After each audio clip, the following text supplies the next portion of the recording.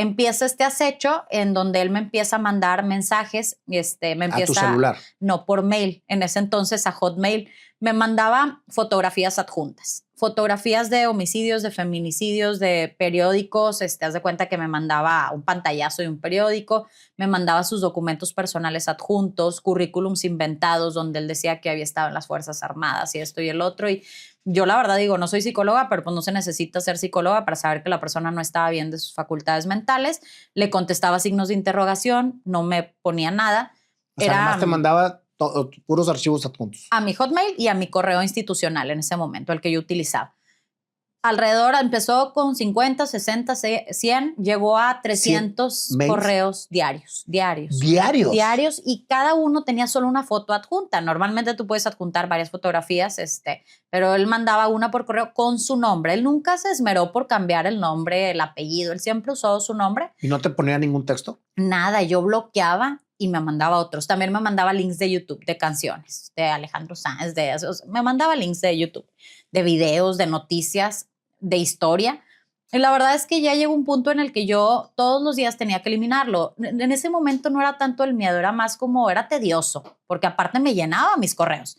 Realmente yo por más que bloqueaba las cuentas, pues en un día creas otras 3, 4, puedes crear las que sean. Es imposible. Es más bien increíble pensar que en estos tiempos Meta todavía no ha candadeado eso. O sea, ¿cómo es posible que una persona con el mismo IP pueda tener tantos Instagrams falsos? Si una canción la bajan luego porque detectan que estás utilizando derechos de autor, imagínate con una cuestión así como cuentas. El punto es que 300 fotografías, entonces empieza a crecer este acecho porque luego empiezan las llamadas. Yo tenía un celular que era mi celular de trabajo. Yo aparte tenía un negocio, entonces me hablaban clientes y me hablaban también madres de familia, mis alumnos. Era mi teléfono del trabajo. No lo podía cambiar porque era lo que yo tenía dado de alta en todos lados y era sumamente difícil cambiarlo. Entonces recibía llamadas, se quedaban respirando en el teléfono, bloqueaba ese número y así posteriormente. Nada más de los que alcancé a registrar, porque muchos no los registré, no los guardé, simplemente los bloqueaba, los eliminaba. En registro hay 18 números que alcanzamos a detectar de esta persona, mismo IP y demás. Pero bueno, diario yo recibía también llamadas y un día ya me fastidio, le digo, ¿quién habla? Y me dice, después de ya que habían pasado como 4 años de esto. 4 años. 4 años recibiendo fotografías y llamadas. Y luego ya un día me dice una persona que te quiere y te admira mucho. Yo escucho su voz, inmediatamente sé que ¿Tú hasta ese día persona. No sabías que era el alumno de un mes? Sí sabía que era él, pero decía yo, todavía me cabía la posibilidad de que alguien estuviera utilizando su nombre. Pero cuando lo escucho, que me dice alguien que te quiere y te admira mucho, escuché su voz y era imposible no identificar que era esta persona. Digo, escuché durante un mes el presente, el buenos días y buenas tardes, y con eso me bastó. Dije, es él, colgué. Más tarde me manda un WhatsApp y me pone, hola maestra, no sé si me recuerde, soy David, y le escribo porque acaba de fallecer mi papá, mi mamá me abandonó cuando yo era muy niño y quiero su ayuda. Y yo le puse a David, la verdad es que yo no soy psicóloga, no soy abogada, ni siquiera estábamos hablando de un niño que por la edad estuviera buscando como un adulto que lo ayudara. Una pregunta, Vale. ¿Qué sucede en esos 4 años con el apoyo de la institución? Es que yo nunca busqué apoyo porque a quien le contara era como, pues, ¿qué voy a denunciar realmente? Que me están mandando correos. La gente, si ahorita con todo lo que pasó después, como quiera lo ven como algo... normalizamos mucho la violencia. En ese momento sí me perturbaba, sobre todo porque me mandaba videos y cosas que tenían que ver con noticias de feminicidios. Sin embargo, pues no llegó un punto en el que yo misma lo hice pequeño. O sea, yo misma minimizaba esto. En ese tiempo yo le platicaba a la gente y me decían como, ay, bloquéalo o elimina o cambia tus redes, ¿no? Siempre eres tú el que tienes que hacer los cambios como víctima. Cambia tus redes, cambia tu celular. Entonces, este día que ya se identifica y me dice que él quería mi ayuda, que le contesto yo que no soy psicóloga, no soy abogada, pero que le puedo pasar el teléfono de algún especialista. Sí, se lo agradecería mucho. ¿No le reclamaste, oye, por qué me mandas tantos mails? ¿Por qué me mandas? No. ¿Por qué me marcas? ¿Por qué nada? Nada, yo fue como la verdad yo dije, está enfermo. O sea, realmente, digo, en su momento sí le contestaba los correos que quieres, esto, lo otro, pero en ese momento nada. Sí, por favor, le acepto los contactos. Le mando 2, 3 psicólogos que yo tenía ahí en el celular guardado y le pongo igual, comunícate con ellos, espero que todo mejore, que estés bien. Y me pone, lo primero que noté es que cambia de hablarme de usted a tú. Y me dice, lo que pasa es que la verdad es que quería salir contigo. Y le puse, Digo, es el colmo que tengamos que inventar. Yo en ese momento no tenía pareja y le digo, no creo que a mi novio le parezca que yo salga con una persona que aparte es mayor que yo. Simplemente por esa admiración, respeto y demás que dices tenerme, te pido que no me vuelvas a buscar. No, tu novio es muy afortunado, te deseo lo mejor, cuídate mucho. Y yo, bueno, espero que con eso baste. La verdad, traté de tratarlo con pincitas para que también yo sé que mucha gente por el enojo luego reacciona, pero no pasó ni una hora, no bloqueé el WhatsApp porque yo pensé que dije, bueno, voy a dejarlo ahí también. ¿Por qué? Porque creí, y no sé por qué creí, pero creí en ese momento que iba a entender, y a la hora me manda un mensaje y me pones que tú no has entendido que me tendrías que matar para yo dejarte en paz.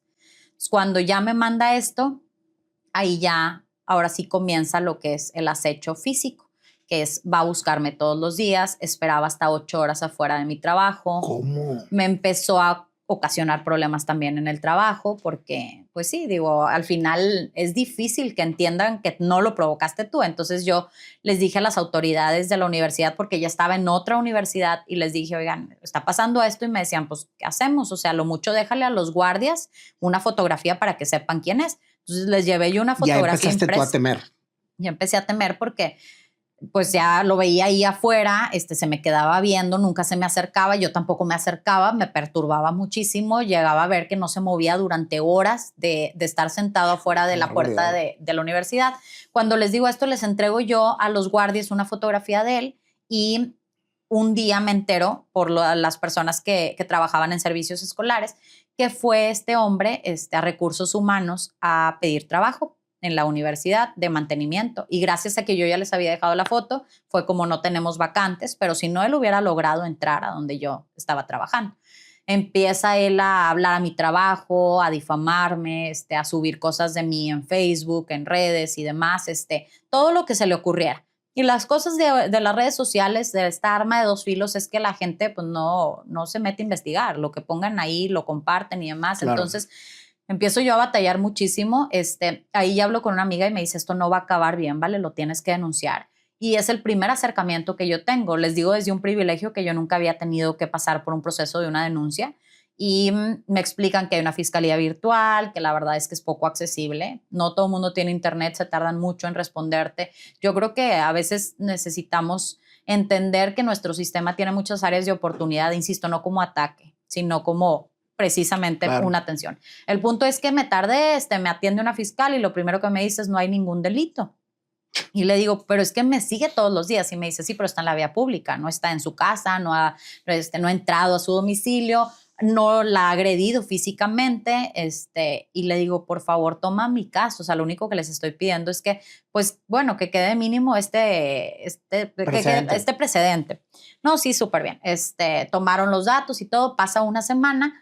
Yo tuve que ir a la fiscalía 3 veces esa semana porque te piden ir a dictámenes psicológicos y lo vas y otra entrevista, y en lugar de entre ellos pasarse el caso, tú tienes que estar yendo a la hora que ellos te dicen. Entonces también, pues cuando una persona tiene un trabajo, el estar diciendo, oye, voy a esto, por más comprensivos que sean, la realidad es que empieza a incomodar el tema de otra vez se va a salir, ¿no? De sus cosas por ir.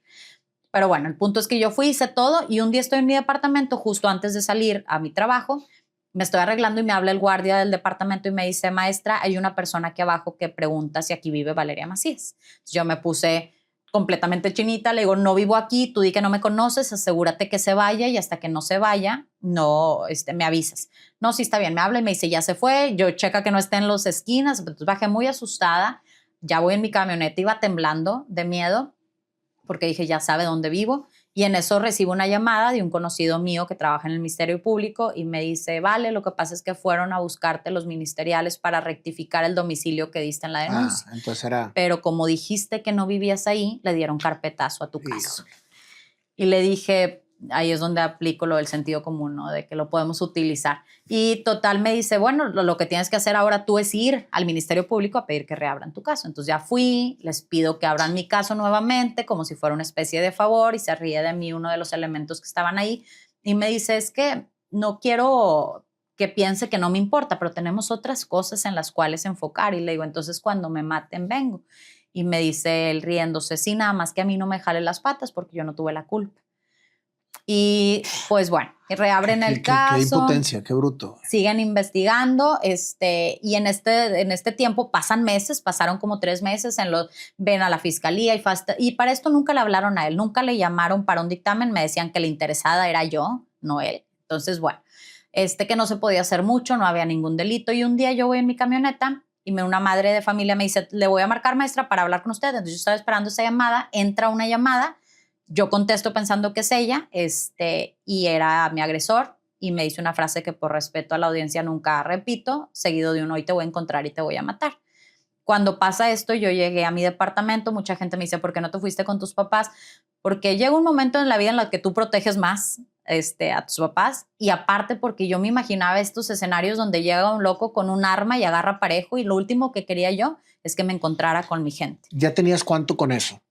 Ya habían pasado 7 años cuando... 7 años con esta pesadilla, sí, Valeria. Sí. Ya estaba bastante tiempo en esto. Yo ya lo había normalizado en algunos aspectos, pero sí vivía con una paranoia. Bueno, ya me explicó el psiquiatra que no es paranoia. Dice, la paranoia es cuando no hay una razón de ser. Tú sí tenías una razón. Entonces era un miedo constante, diario, y yo ya llegaba y revisaba en mi departamento hasta lugares donde no cabe una persona por miedo. Entonces, cuando este día me dice, te voy a encontrar y te voy a matar, llego yo a mi departamento asustada, atoré una silla en la puerta, aparte de que ya tenía seguro, le avisé al guardia, o sea, tenía mucho miedo y dije, ¿qué hago? Y lo que hice fue, se me ocurrió redes sociales, era 2021. En el 2021, no sé si recuerdan, pero no era tan común que la gente utilizara las redes como una plataforma para exponer estos casos. Entonces, yo, la verdad, lo primero que dije es mi trabajo, a ver si no me impacta en la universidad donde yo estaba trabajando, porque los padres de familia, y empecé a pensar en el qué dirán, y luego yo sola dije, a ver, Valeria, ¿estás hablando de tu vida? ¿De que ya hiciste lo que tenías que hacer y no estás teniendo una respuesta? Sin vida no puedes trabajar. Entonces, prioridades, ¿no? Grabé, a mí me gusta escribir, escribí todo, lo leo, de hecho, en ese primer video yo salgo leyendo y empiezo a leer todo lo que pasó. Me tomo un ansiolítico porque me sentía muy mal ese día. Nunca había tomado un ansiolítico, los tenía ahí, no eran míos, pero me tomé uno y yo no sabía la reacción, entonces me noqueó por completo. Me fui a dormir y la verdad es que me noqueó. Al día siguiente me levanto y veo el sol y lo primero que pienso es mi trabajo. O sea, ese día ponía examen. Entonces, bueno, y yo agarro el celular para ver la hora y lo que vi fue impresionante porque yo tenía llamadas de muchísima gente que jamás pensé que yo iba a tener una interacción directa. Me habían escrito de televisoras en México que venían para Monterrey a cubrir mi caso, y yo tenía el hábito de prender el noticiero en las mañanas. Entonces, mientras veo todo esto en el celular, prendo las noticias. Imagínate mi sorpresa que lo que veo es mi cara en las noticias. Yo pensé que seguía soñando. Y maestra denuncia acoso, porque para entonces era el acoso. Ya era acoso, ya pasó sí, de ser acecho acoso. No, y siempre le han dicho acoso. Yo soy la que estoy haciendo la diferenciación. Ahorita te voy a decir el por qué, pero en ese momento, y yo, ¿qué está pasando? Me hablan todas las autoridades que me habían dicho que no se puede hacer nada, y ahora me dicen que sí se podía hacer algo, que iban a buscar cómo encuadrarlo, y la cosa es que él ya había cometido un delito que ese sí estaba tipificado, que es la amenaza de muerte. Entonces, por eso querían, se tardaron en localizarlo. En estos días salieron más víctimas de esta persona. También de él. De él. Me enteré yo de cosas muy, muy gruesas, muy fuertes. Entonces, yo tenía mucho miedo, y uno de los mensajes más importantes que yo tuve fue que se comunican del Ministerio de Justicia canadiense. Es decir, que viene al caso, pues se comunicaron y me dijeron, vale, tu caso se viralizó en Canadá. No sé cómo, no me explico cómo. Entonces, me dicen que les llamaba mucho la atención que en Latinoamérica no tuviéramos el delito de stalking, y que me invitaban a la Ciudad de México para hablar del tema. Y le digo, perdón, pero para empezar me lo mandan por Instagram. Entonces les digo, perdón, pero estoy algo asustada, no sé si me lo puedes mandar por una fuente confiable. Sí, claro que sí, ya me lo mandan ahora sí a mi correo desde el ministerio, desde el correo del ministerio. Me vuelan ellos a México, llego a México, y es ahí donde me explican que en efecto México tiene el acoso como delito. Pero si tú buscas en el diccionario acoso y acecho, es lo mismo, vas a encontrar algo muy similar, te vas a revolver más, pero para la ley no. Para la ley mexicana el acoso tiene que tener connotación sexual, Por ende, todas las conductas de persecución que no tienen connotación sexual no estaban tipificadas. Y por eso la diferencia de la palabra acecho, para que la gente sepa identificar qué delito están viviendo. Entonces, ellas fueron las que me explican esto y me dicen, nosotras como diplomáticas no podemos meternos en la política de tu país, pero sí tenemos un proyecto de colaboración donde te podemos capacitar a ti. De hecho, me fui a un viaje de estudios, temas de prevención, para que seas tú la que impulse este delito en México. Wow. No sé en qué momento dije que sí, pero dije que sí. Y heme aquí. Oye, pero ¿qué pasó con el agresor? Bueno, lo encuentran, yo viajo a México, vengo regresando a México y me dicen, ya lo agarramos, habían pasado 3 días, lo agarran, entonces lo meten a la cárcel, pasan 7 meses de que él estuviera preso y estos 7 meses yo empiezo a trabajar con el tema de lo del acecho, para empezar, conferencias de sensibilización, porque la gente no entendía el concepto y yo con las autoridades me decían que sí existía el delito. Cuando yo les exponía mi caso y le decía, defiéndeme, o sea, si sí existe, pues entonces tienes la herramienta para defenderme. Ahí era donde me aceptaban que había un vacío legal y que sí, en efecto, tenía que cubrirse. Entonces yo estaba en todo este tema, haciendo toda la campaña posible para el delito. Oye, a ver. Y él estaba preso. ¿De dónde sacas fuerzas y valentía para hacer todo esto teniendo al acechador o al acosador todavía fregándote? Yo siempre he creído que son 2 factores sumamente importantes en mi vida y el primero es Dios, porque la verdad es que yo les digo, yo no soy religiosa, pero sí muy espiritual y siempre he creído que Él me ha abierto el camino y me ha dado la sabiduría porque no sé de dónde salen muchas veces las palabras, las formas, la paciencia. Entonces, definitivamente es algo fuera de. Y la segunda, mi red de apoyo. Esa red de apoyo que no solo son familiares y amigos. De hecho, a veces de la gente que te esperas no obtienes lo que tú quieres, pero sí una red que se ha ido armando incluso de gente que no conozco, que está atrás de una pantalla, que desde que yo inicié esta lucha se han tomado el tiempo de mandarme palabras de aliento, de compartir mis cosas. Vas creando una red de apoyo que se vuelve uno de los elementos esenciales y no porque te debas a ellos, sino porque son momentos donde necesitas tener fe en la humanidad y estas personas son quienes te la regresan. Entonces, y obviamente es integral. Yo hago teatro, es importante el balance donde dices tú, me tengo que desconectar para subirme a ponerme otra gorra, y la verdad es que me ayuda mucho balancear. Me ayuda mucho, hago todo lo que puedo hacer, voy a la iglesia y voy a la iglesia porque es donde conecto espiritualmente, pero también les digo que yo voy a la iglesia cristiana y católica, voy a las 2 porque las 2 me gustan y porque al final yo lo único que quiero es sentir a Dios y luego también hago meditaciones, escribo, hago todo lo que la gente mucho me mentalmente. dice. Y mi psicóloga la adoro, mi psiquiatra lo adoro, la verdad es que tengo que ser muy disciplinada. A veces, de verdad, no te miento, traigo 1,000 pesos en la tarjeta en la quincena porque ser activista y artista no es buena combinación. Y son para mi terapia. Todo lo demás Dios proveerá, pero son para mi terapia porque es canasta básica y yo, si una semana no voy, es bien complicado. Y más porque cuando yo regreso de un viaje precisamente en donde fui a hacer conciencia, me hablan y me dicen que tengo una audiencia, que eso también es pésimo, que no te avisen con tiempo y los jueces puedan moverte las audiencias a su manera. Durante esos 7 meses donde él estaba ahí encerrado. Después de esos 7 meses, de hecho, cuando se cumplen los 7 meses que él estuvo encerrado, me conecto yo a la audiencia en el Uber de regreso del aeropuerto a mi casa, porque era ya conéctate y si no te conectas, tú eres el que incumples, aunque te hayan avisado al momento. Entonces yo no contacté a mi abogado, no lo pude encontrar. Y me conecto y lo primero que veo, la cara de mi agresor, conectado en el Zoom. No se había conectado la jueza, mi abogado no estaba, su abogado tampoco, entonces él y yo en el Zoom. Y sí, ahí obviamente apago la cámara, apago mi micrófono, empiezo a latirme el corazón, se conecta la jueza, ya aprendo todo y me dice la jueza: maestra, una disculpa por la premura, lo que pasa es que necesitamos localizarla para decirle que estamos violentando los derechos de este hombre, porque él ya cumplió su condena. La condena por la amenaza de muerte es de 3 meses y ya la cumplió, lleva 7 meses. No te lo puedo creer. Lo tengo que dejar en libertad, le estoy notificando esto. Y le digo a la jueza con él presente: ¿y qué pasa si él sale, cumple su promesa y me mata? Y me contesta la jueza: es un riesgo que se corre. Sin embargo, No si te la lo puedo mata, creer. ahí sí vendría a dar a la cárcel de manera permanente.